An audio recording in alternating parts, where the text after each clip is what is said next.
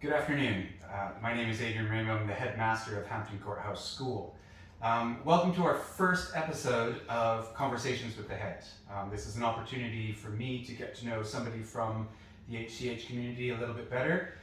Also an opportunity for you to get to know somebody a little bit better as well.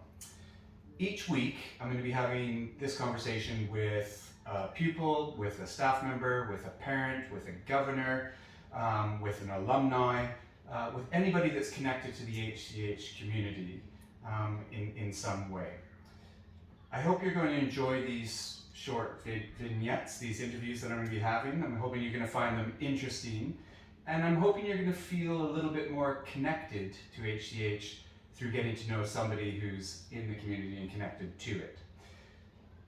Pupil voice is so important at HCH, and so for the inaugural episode, I wanted to interview a student, and I can tell you this is one student who was incredibly impressive, and so I thought, what better way would there be to start this than with Katie Swangard, one of our upper six pupils at the school, and so welcome, Katie. Thank you. Very nice to have you. Thank you for being here. So I'm going to ask a series of questions each week, similar each week, as I said in my newsletter, a little bit like Desert Island Discs, but not at all like Desert Island Discs. And first of all, Katie, can you introduce yourself and just kind of explain the context of what your connection to HCH is?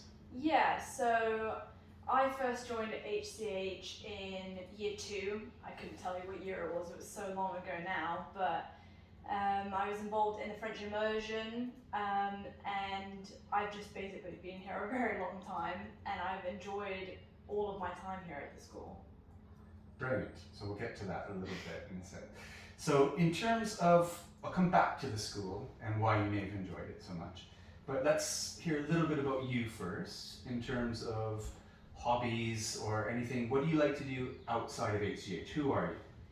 Well, until very recently, I was involved in a theatre school every weekend, and every Tuesday afternoon I would go and we would do drama and singing and dance, and then every year we would put on a production. Like my very last time was Peter Pan, and I really enjoy performing, and I think it's really helped me develop skills like public speaking and being able to project my voice and not being scared in front of an audience and stuff like that.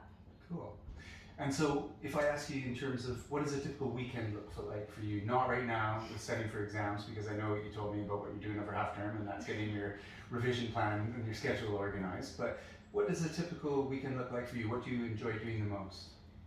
Well, I enjoy going to the gym. I go to the gym on Sundays, and normally I go out with my family and we eat lunch out together on a Saturday, and I normally help my mum and we walk the dogs together every weekend. Very cool. I'm always interested in this as an English teacher, but just generally interested. Favorite book?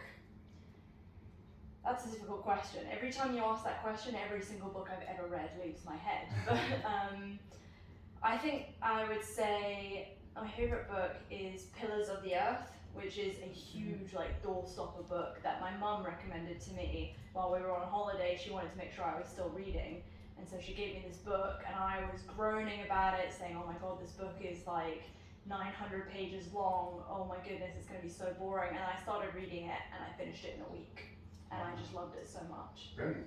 I'm not familiar with that, but I'm going to check it out. Can I ask you about, just to get to know you a bit more, film? Do you have a favorite film? My favorite film, I'm very nostalgic with my film choices, so my favorite film has got to be like How to Train Your Dragon, the animated one, Yeah, just brilliant. because it brings back really nice memories for me. Nice.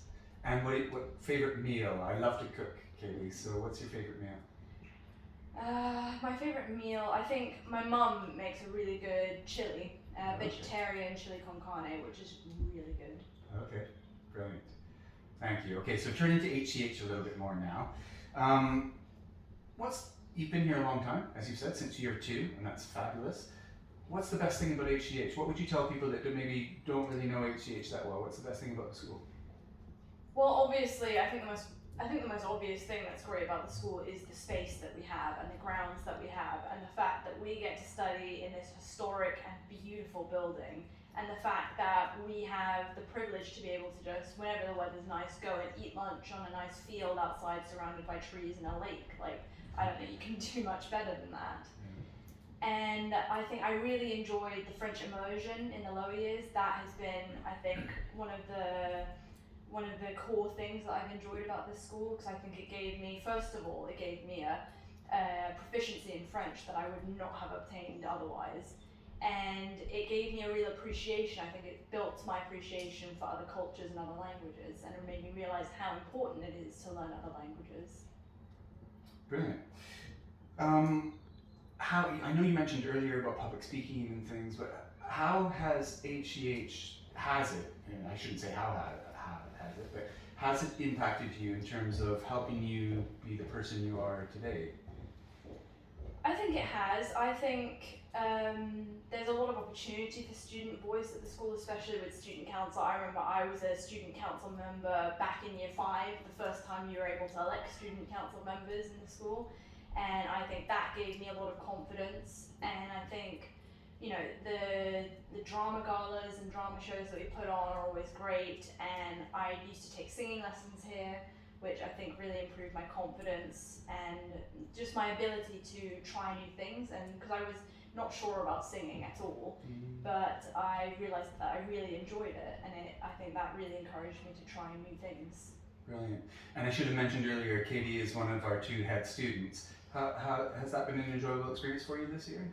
Yeah, I think it has. I think it's quite fun to talk parents around and get to know like prospective students coming to the school, and to be able to speak to prospective students and parents and tell them all about my experience and, you know, things that I like about the school and things.